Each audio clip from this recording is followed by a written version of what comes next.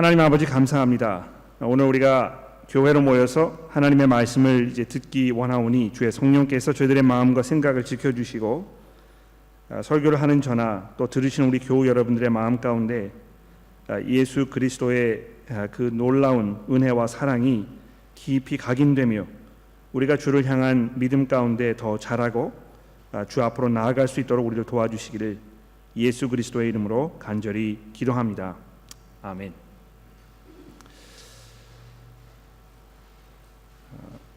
약육강식이란 말을 우리 자주 듣습니다. 이 약한 자는 강한 자의 먹이가 된다는 그런 그 생태계의 먹이 사슬을 설명하는 그런 말입니다. 그렇죠? 그래서 보다 힘이 세고 빨리 달릴 수 있는 동물이 그렇지 못한 동물을 잡아먹게 되어 있는 그런 그 상황을 설명하는 것입니다.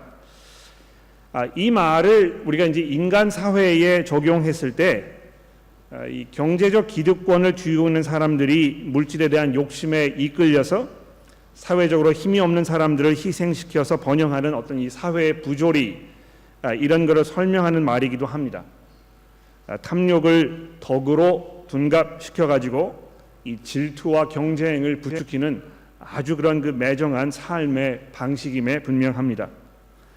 그래서 이 부모님들이 이제 자녀들에게 이렇게 얘기하죠. 누가 너를 때리면 너는 어떻게 해야 되겠어? 한 대를 맞으면 두 대, 세 대를 갚아줘, 알겠지? 이렇게 가르치는 것을 우리가 보게 되는데 바로 그것이 이 약육강식의 어떤 그 원칙에 의해서 삶을 살아가라고 가르치는 그런 그 부모의 조언이 아닌가 생각을 합니다. 아마 이 말을 이제 영어로 이렇게 번역을 하면 The Law of the Jungle, 이 정글의 법칙, 뭐 이렇게 얘기를 할 수 있을 것 같아요.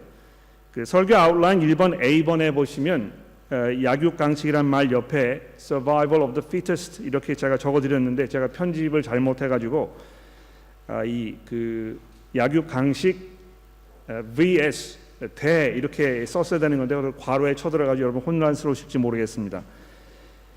이 Survival of the Fittest라는 말은요 약육강식이란 말이 아니고 무슨 말입니까?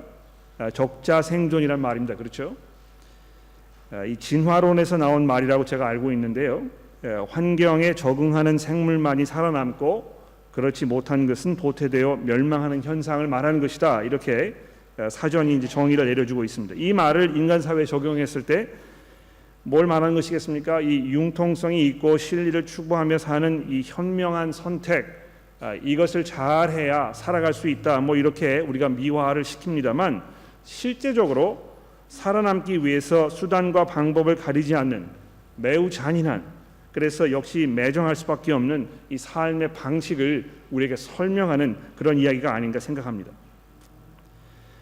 흔히 이 두 가지 말을 서로 이렇게 비교를 하면서 이렇게 얘기하지 않습니까? 강한 자가 살아남는 것인지 살아남는 자가 강한 것인지 뭐 이렇게 아웅다웅하는 것을 아마 들어보셨을 것입니다. 근데 우리가 살고 있는 세상을 잘 관찰해 보시면은요, 이 두 가지가 부분적으로 모두 사실임을 알 수가 있습니다. 사람들이 세상에는 영적인 것이 존재하지 않고 오직 지금 현재 눈에 보이는 것만이 전부라고 생각하는 이 유물론적인 생각을 가지고 살고 있을 때에 이 두 가지 어떤 그 생각을 삶의 철칙으로 여기고 살 수밖에 없게 되어 있습니다. 오직 내 자신과 또 내 가족, 직계 가족의 생존과 번영만이 나의 삶의 궁극적인 목적이라고 생각하기 때문에 그렇게 될 수밖에 없는 것이죠. 이런 사회 속에서는요, 이 투쟁과 쟁취가 불문율처럼 받아들여집니다. 맞받아치지 않으면 안 되고 또 배로 보복하지 않으면 결국 당하고 마는 그런 사회이기 때문에 그런 것입니다. 무엇을 얻기 위해서는 이거를 쟁취하지 않으면 안 된다고, 무엇을 거저 얻을 생각을 아예 하지 말고 피땀을 흘려서 내 것으로 만들어야 한다고. 그래서 이 인간 사회는 질투와 경쟁, 또 투쟁과 쟁취라는 이런 그 악순환의 반복인 것 같습니다. 아마 우리 사회에서 이 권력을 쥐고 있는 이들을 향해서 깊이 자리한 어떤 그 불신과 냉소적인 시각들은 이런 이 전반적인 흐름의 자연적인 결과가 아닌가 이렇게 생각합니다. 그러니까 도저히 이 사람들 신뢰를 할 수가 없는 거예요. 이 사람들이 어떻게 해서 이 권력의 자리에 올라갔겠는가? 얼마나 많은 비리가 있었고 부조리가 있었겠는가? 그 사람이 그 자리에 올라가도록 하기 위하여 얼마나 많은 보이지 않는 희생이 있었겠는가? 이렇게 우리가 깊이 이 회의적인 그런 시각을 갖게 되는 것입니다. 그러니까 누구의 책임입니까? 우리가 살고 있는 이 사회의 책임이라는 것이죠.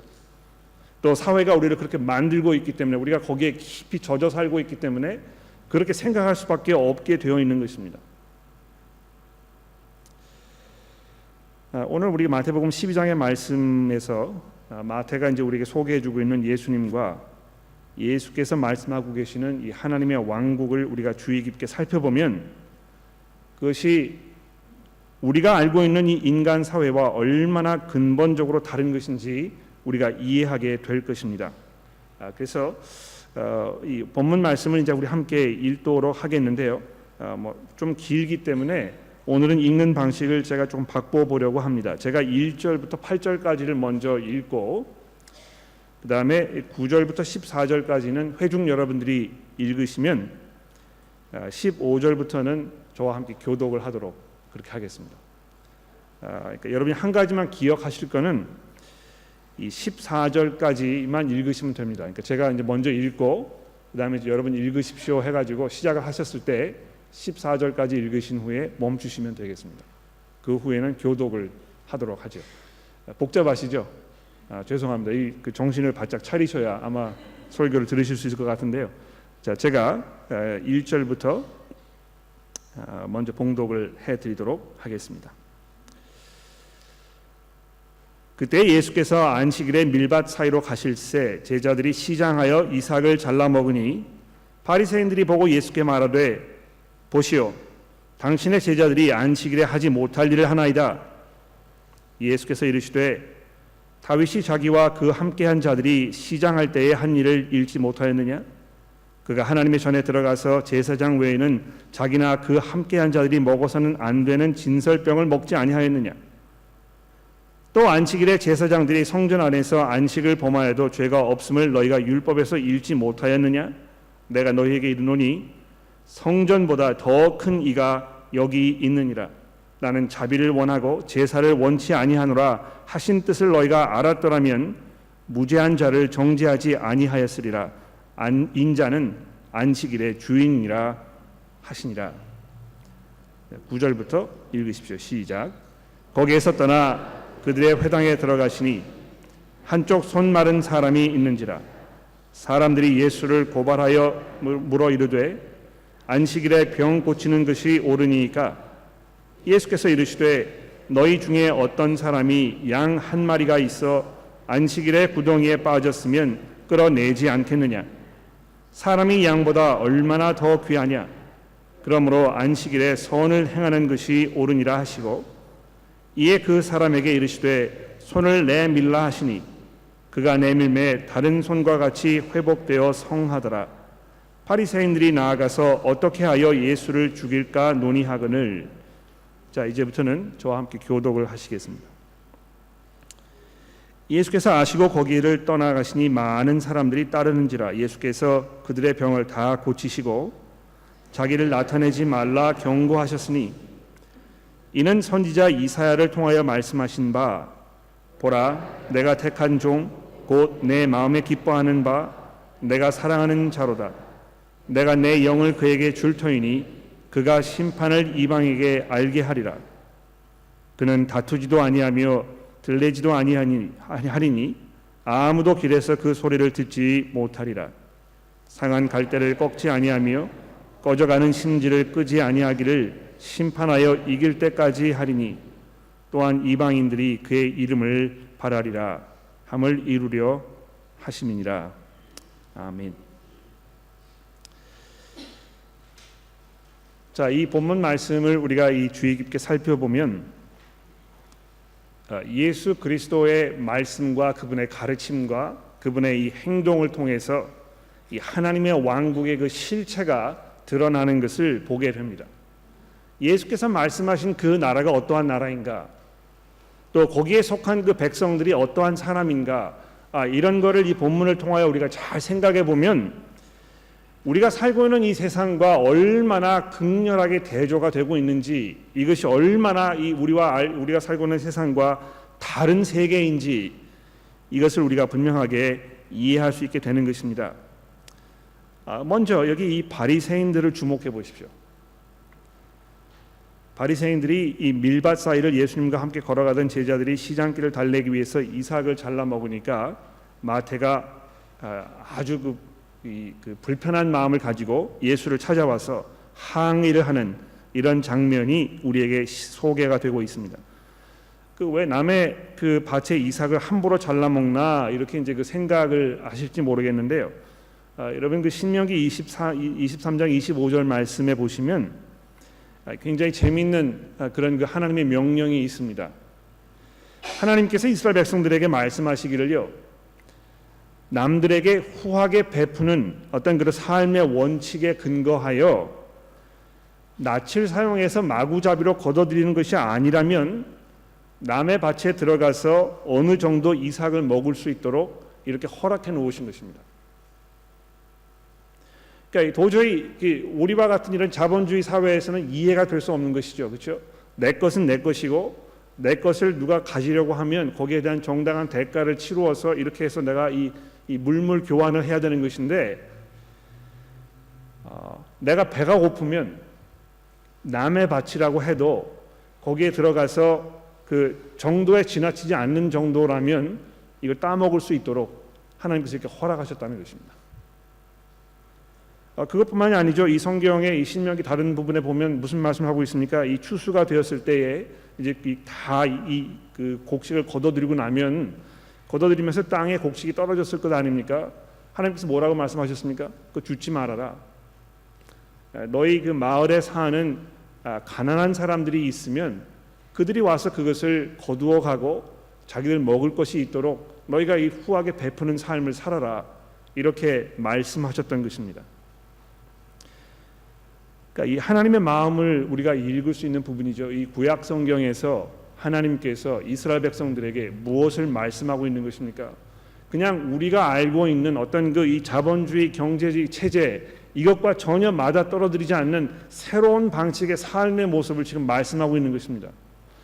여러분 그 희년이라는 개념 아시죠? 성경의 희년이 무엇입니까? 7년씩 7번 해가지고요 50년째가 되는 해가 되면 어떻게 하라고 하셨습니까? 모든 빛을 다 탕감해주고 내가 누구에게서 샀던 그 땅도 원래 사람에게 돌려주고 이렇게 해서 다시 시작하는 것입니다. 그 리셋 버튼을 딱 누르는 것이죠. 이렇게 해가지고 모든 사람들이 다시 시작할 수 있도록 아주 공평하고 나누는 이런 후한 사회의 모습에 대해서 하나님 말씀하셨던 것입니다. 근데 이 바리새인들이요 구약 성경을 그렇게 잘 알고 있다고 스스로 자부하면서 또 자기의 어떤 스스로의 이 의로움에 대한 그 자부심 때문에 예수님을 찾아와 가지고 왜 이렇게 하는 것이냐고, 더군다나 안식일에 이렇게 해서 되겠느냐고 지금 항의를 하고 있습니다. 근데 여러분 이 본문 말씀 이렇게 쭉 읽어보시면 아시겠습니다만 예수님께서 이 바리새인들에게 무엇을 지금 다그치고 계십니까? 예수님께서 너 이 구약 성경에 하나님께서 뭐라고 말씀하셨는지 알지 못하느냐? 다윗이 그와 함께한 사람과 이 시장할 때에 어떻게 했는지 너가 읽어보지 못했느냐? 또 안식일에 제사장들이 성전에 들어가서 안식을 범하여도 죄가 없는 것을 너희가 율법에서 읽어보지 못하였느냐?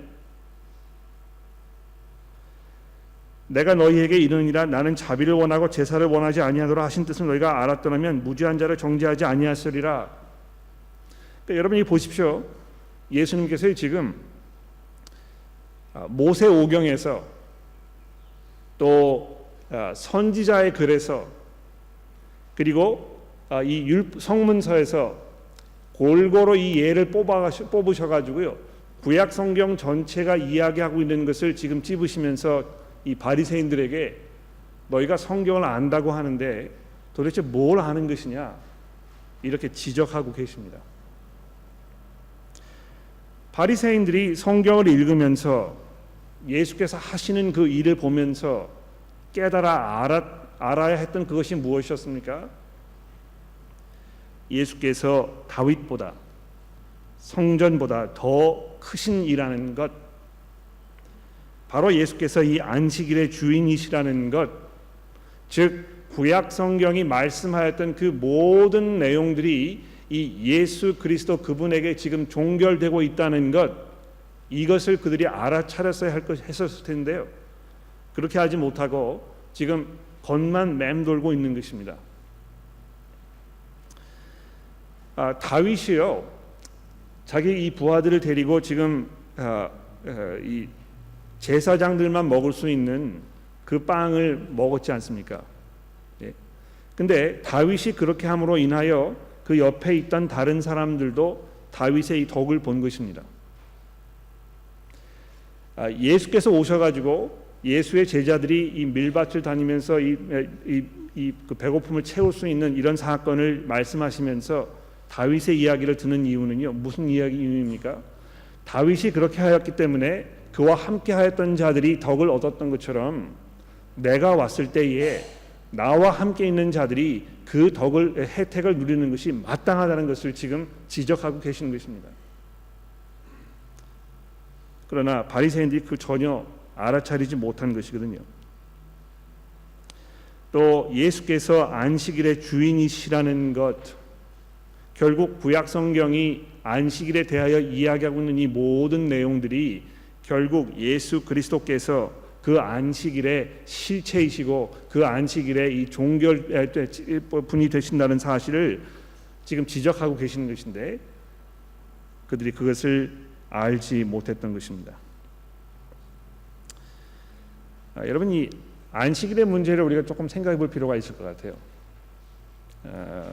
저도 이제 어렸을 때 교회를 다니면서 그런 이야기를 많이 들었어요. 주일 성수를 하는 것은 우리가 안식일을 지키는 것이다.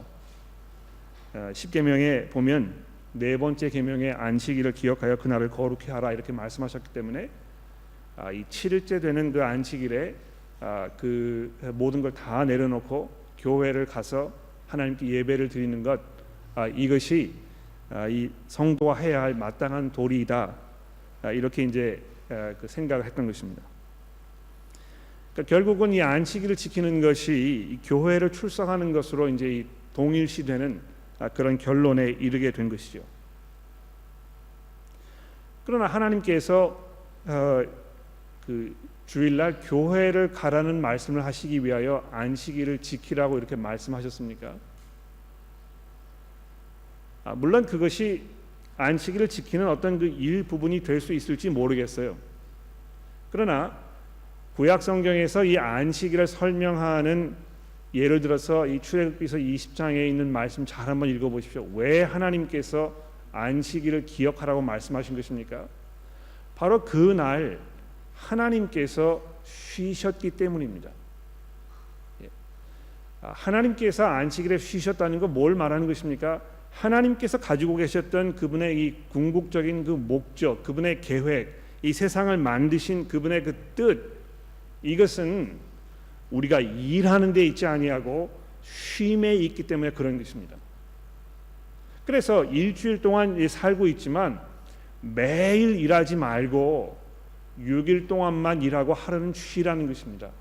왜 하루를 쉬는 것입니까? 그렇게 함으로 인하여 내가 이 땅에 사는 동안 내가 여기에서 이 세상 삶에 몰두하고 마치 이 재물을 쌓고 여기에서 이 풍요롭게 사는 것, 이것이 내 삶의 전부가 아니라는 것을 이런 방식으로 기억하고 깨닫게 하시기 위하여 하나님께서 그렇게 하신 것입니다. 여러분 한번 생각해 보세요. 가게를 차리셨는데요, 장사가 너무 잘 되는 것입니다. 손님들이 끊이지가 않고요. 그 일손이 모자라 가지고 사람들을 지금 2명, 3명, 10명까지 써도 부족한 그런 지금 가게가 진행되고 생각해 보십시오. 월요일도 그렇고 화요일도 그렇고 주말도 그렇고 토요일은 물론이고 일요일 날까지요. 사람이 이 문전성시를 이루고 눈코 뜰 새 없이 바쁜 그런 그 삶이라고 생각해 보십시오. 그랬을 때 문을 딱 닫고 일하지 않는다는 거 굉장히 어려운 일입니다. 그렇죠? 또 반면에 정말 사는 것이 어려워요. 예. 내가 이 일주일 동안 일을 해서 간신히 우리 식구들이 다 먹을 수 있는 그런 그 인컴을 지금 벌어들여야 하는 것인데, 그런 상황에 있을 때에 나는 6일 동안 일하고 나는 하루는 쉴 것이다, 이렇게 얘기하는 것은 어리석음 아니면 오만방자함 아니면 무책임한 행동이라고 사람들이 생각할 수 있습니다. 하나님께서 우리 인간 사회가 돌아가는 삶의 모습을 잘 모르셨기 때문에, 너무 이상적으로 우리를 바라보고 계셨기 때문에 그런 것들을 다 잊어버리시고 우리에게 하루를 쉬라고 말씀하신 것일까요? 하나님께서 우리가 이 세상에서 사는 것이 얼마나 어려운 것인지를 잘 모르시는데도 불구하고 이렇게 무리한 요구를 우리에게 하고 계시는 것입니까? 그렇지 않습니다.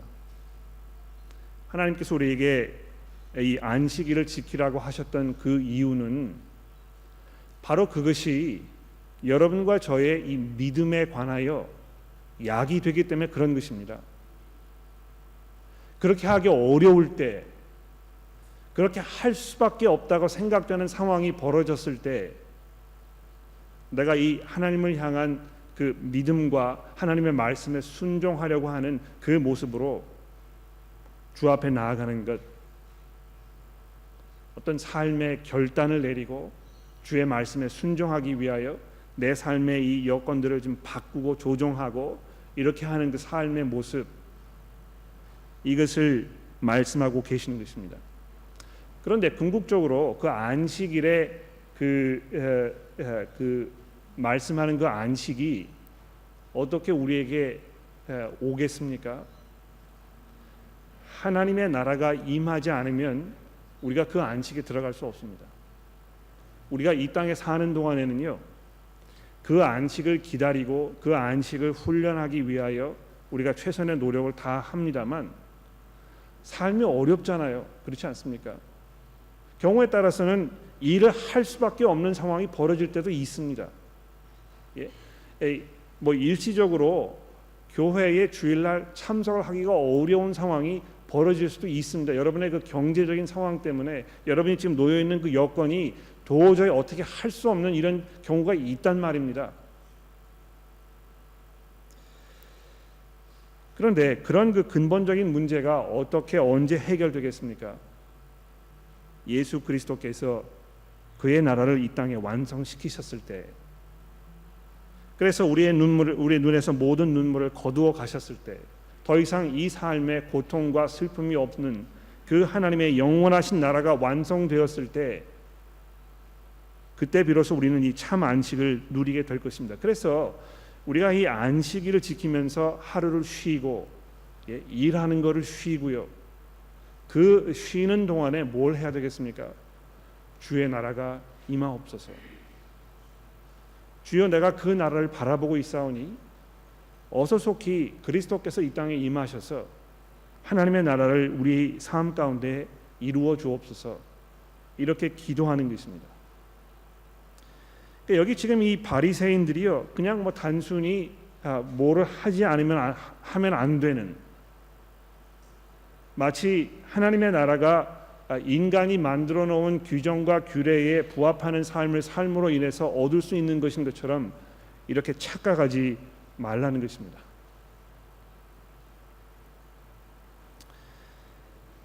그래서 예수께서 이 말씀을 통하여 우리에게 말씀하시는 중요한 그 포인트가 무엇입니까? 하나님의 왕국은 예수 그리스도 그분에게 달려 있다는 것입니다. 우리가 그분과 올바른 관계를 맺지 아니하면, 내가 그분을 내 삶의 구주로 인정하고 그분의 말씀에 믿음으로 순종하며 내가 그분께서 우리에게 주시는 이 죄의 용서와 거듭남의 은혜 가운데 들어가지 아니하면, 내가 개인적으로 그분을 내 삶의 왕으로 모시지 않으면 이 하나님의 왕국에 참여할 수 없다는 것입니다. 두 번째로 예수께서 여기 이 말씀을 통하여 우리에게 나타내시고자 하는 그 내용이 무엇입니까? 하나님의 그 왕국이 우리가 생각하는 이 세상과 어떤 면에서 다르냐 하면 이 하나님의 나라는 자비의 나라이기 때문에 그런 것입니다. 얼마나 하나님께서 은혜와 자비가 풍성하신 분이신가. 그래서 이 손이 마른 사람, 배가 고픈 사람, 질병으로 고생하고 있는 이 사람들이 하나님께 이 구원을 요청하였을 때 하나님께서 어떻게 하시겠습니까? 그들을 외면하지 않으시는 것입니다. 제가 이제 이렇게 말씀을 드릴 때마다 여러분들이 이것을 이제 어떻게 소화하시는지 좀 염려가 될 때가 있어요. 뭐냐면 우리 교회 가운데 지금 질병으로 고생하시는 분들 굉장히 많습니다. 또 그래서 그분들도 하나님께 기도하고 또 그분을 사랑하는 우리 교회의 교우 여러분들이 그분들을 위해 기도하고 하나님께서 이분들을 병에서 놓아달라고 회복시켜달라고 우리가 기도합니다. 경우에 따라서 그 기도를 들으신 하나님께서 그분들을 병에서 놓아주실 때도 있고 또 우리가 기도하였지만 우리가 알 수 없는 이유 때문에 하나님께서 우리가 간구한 대로 우리의 기도에 응답하지 않으시는 그런 경우도 있습니다. 그러나 우리가 간구한 대로 기도가 이루어지지 않았을 때, 특히 이 질병의 문제에 있어서 우리가 간구한 것처럼 하나님께서 응답하지 않으셨을 때, 그것은 하나님께서 우리를 고쳐주기 원치 않으시거나 또 고쳐주실 수 없기 때문에 그런 것이 아니라는 것을 우리가 이해하는 것이 굉장히 중요한 것 같습니다. 우리는 이 질병에서 노임을 받아야만 내가 하나님의 그 자비를 지금 누리고 있다고 이렇게 아주 단순하게 생각하는 경향이 있는 것 같아요. 그러나 사도 바울이 자기 몸에 있던 가시를 걷어달라고 하나님께 3번이나 간구하였을 때 하나님께서 사도 바울에게 뭐라고 말씀하셨습니까?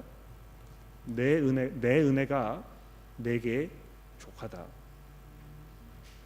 그러니까 이 질병 가운데 있는데도요, 하나님께서 그 바울 사도에게 지금 내가 처해 있는 그 상황이 내 이 은혜에 충분한 족한 그런 상황이라고 말씀하고 계신다는 것입니다. 그러니까 이 몸에 어떤 그 질병을 가지고 살고 있는 삶이 굉장히 어렵고 고통스럽고 또 이것이 많은 그런 삶의 제약을 우리에게 던져주는 것이 분명합니다만, 그럼에도 불구하고 그것이 하나님의 은혜의 표현일 수 있다는 것을 우리가 기억하는 게 중요한 것 같아요. 하나님께서 우리가 이제 이 하나님의 나라에 갔을 때 모든 것을 다 알게 되면 그때 왜 하나님께서 우리에게 그런 형편에 있도록 남겨두셨는지 우리가 분명하게 알게 될 것입니다만, 적어도 지금 이 세상에 살면서 우리가 한 가지 알 수 있는 사실은 무엇입니까? 몸이 어려울 때, 질병이 있을 때 더더욱 여러분과 저는요, 하나님을 의지하는 법을 배우게 되는 것입니다. 우리가 얼마나 나약한 존재인가, 우리가 얼마나 이 부질없는 삶을 살고 있는 것인가, 이 삶에 대하여 새로운 시각을 갖게 되거든요. 분명히 더 이상 자신만만하게 살지 않는 것입니다.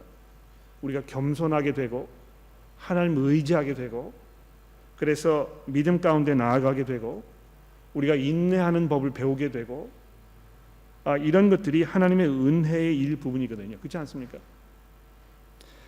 근데 이 중요한 것은 이 자비, 하나님의 그 은혜, 이것이 이 하나님 나라의 가장 기본적인 어떤 그 표현이라는 것입니다.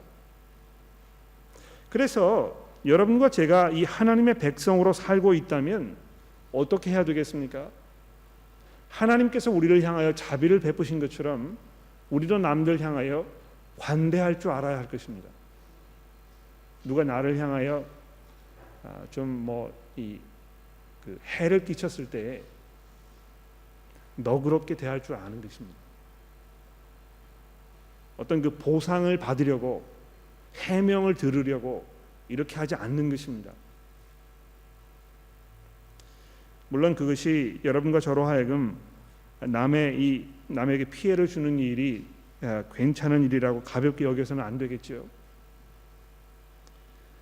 왜 그렇습니까? 예수께서 그런 분이 아니시기 때문에 그렇습니다. 오늘 본문 말씀 마지막 부분에 보시면 예수님께서 그 17절에 이사야 선지자의 말씀을 지금 인용하고 계시는데요. 보라, 내가 내 택한 종 곧 내 마음에 기뻐하는 바 내가 사랑하는 자로다. 내가 내 영을 그에게 줄 터이니 그가 심판을 이방에게 알게 하리라. 여기 이제 그 심판이라고 이렇게 개역 개정에 번역한 이 말은 공의라는 말입니다. 하나님의 이 보내심을 받으신 이 분께서, 하나님께서 택하시고 정말 사랑하시는 이 분께서,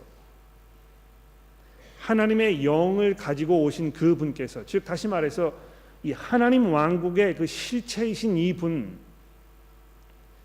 이 분께서 이 땅에 오셨을 때 뭘 하시겠다고 말씀하고 있습니까?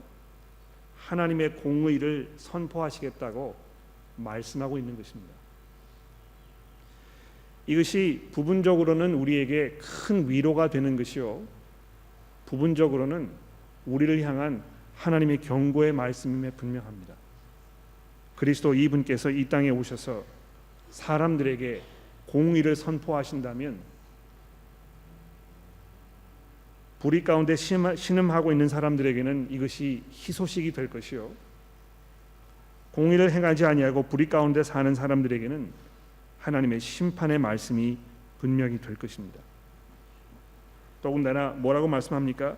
그는 다투지도 아니하며 들레지도 아니하며, 이 들렌다는 말이 이제 무슨 말인가 저도 잘 몰라가지고요, 사전을 찾아보니까 소리를 크게 지르지 않는다는 것입니다.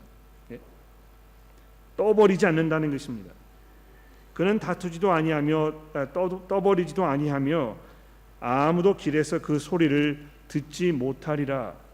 조용조용하고 겸손하시고 상한 갈대를 꺾지 아니하시며 꺼져가는 심지를 끄지 아니하시기를 심판하여 이기실 때까지 하리니. 그러니까 예수께서 그 놀라운 권세를 가지고, 지금 우리가 이 마태복음 지금까지 쭉 그 시리즈를 엮어가면서 그리스도께서 가지셨던 그 권세와 그분의 그 위엄과 그분의 그 능력과 이런 것들을 우리가 경험하지 않았습니까? 그런 힘을 가지고 계시는 분이신데도 불구하고 예수께서 이 땅에 계실 때 어떻게 하셨다는 것입니까? 겸손함과 온유함으로 사람들을 대하시고 목자 없는 양같이 방황하고 있는 사람들을 향하여 깊은 마음으로 애통해 하시면서 하나님의 나라가 어떠한 곳인지를 우리에게 말씀하여 주셨다는 것입니다. 그렇죠? 결론을 짓도록 하겠습니다. 하나님의 왕국과 우리의 삶,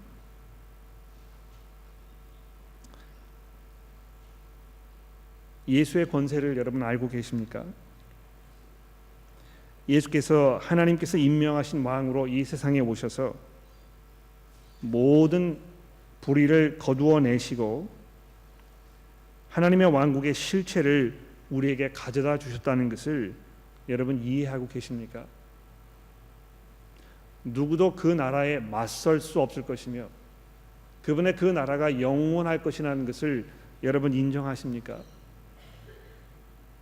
그 나라가 이 땅에 임하기 이전까지는 인간의 그 모든 수고와 노력이 다 수포로 돌아가고 궁극적으로 삶 속에 아무런 변화도 가져올 수 없다는 사실을 여러분 이해하십니까?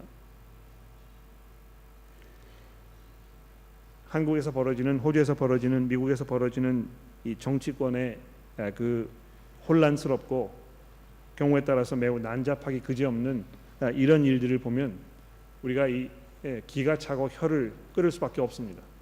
어떻게 사람들이 저럴 수 있을까?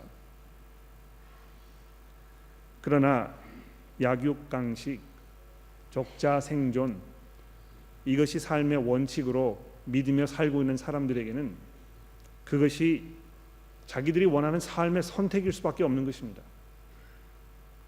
그러나 하나님의 왕국에 속해 있는 이 예수 그리스도를 우리의 구주로 고백하는 이 성도들은요, 그런 방식으로 세상을 살지 않습니다. 예수께서 그렇게 하셨던 것처럼 공의와 겸손과 자비와 온유함으로 이 세상을 사는 것입니다. 그래서 우리가 매일매일 살아가면서 어떤 선택을 하고 있는가, 내가 그 어떤 방식으로 지금 하나님께서 내게 주신 이 재물을 사용하고 있는가, 내가 어떤 방식으로 내 시간을 사용하고 있는가, 내가 어떻게 여가선용을 하고 있는가, 내가 TV에서 무엇을 보고 있으며 내가 무엇을 즐겨하며 교회로 모여서 성도들끼리 이야기하는데 그 대화의 주제가 무엇인지 이런 것을 보게 되면 내가 지금 어떤 방식으로 세상을 대하고 있는가에 대한 그 가치관이 속속히 드러나게 되어 있습니다. 예수 그리스도를 구주로 고백하는 주의 성도들이 가져야 할, 또 그들이 믿고 의지하는 이 하나님 나라의 그 삶의 가치관들, 그 훌륭한 모습들, 이런 것들이 우리 교회 성도 여러분들의 삶 가운데, 특히 우리가 서로 교제하는 가운데 잘 드러나게 되기를 제가 간절히 기도합니다. 기도하겠습니다.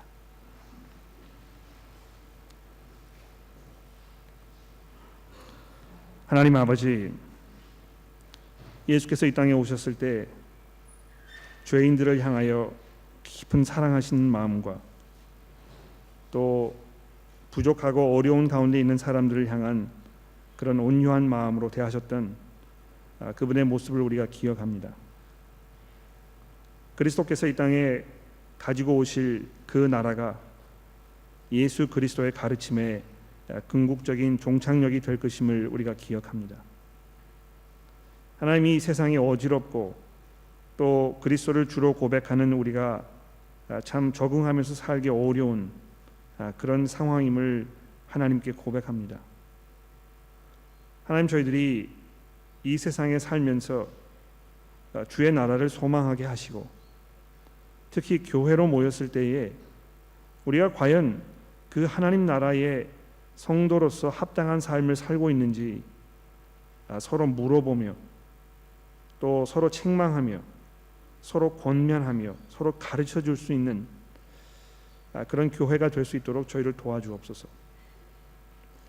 하나님, 저희가 교회로 모였을 때에 우리의 모임이 성도들의 모임인지 일반 사람들의 모임인지 잘 구분되지 않는 그런 모습으로 우리 살지 않도록 저희를 도와주시고 그리스도의 말씀이 우리 가운데 온전하게 자리를 잡으며 열매를 맺어서 저희들이 두렵고 떨리는 마음으로 겸손한 마음으로 우리의 삶을 살게 하시고 또 서로를 대할 수 있도록 도와주시기를 예수 그리스도의 이름으로 간절히 기도합니다.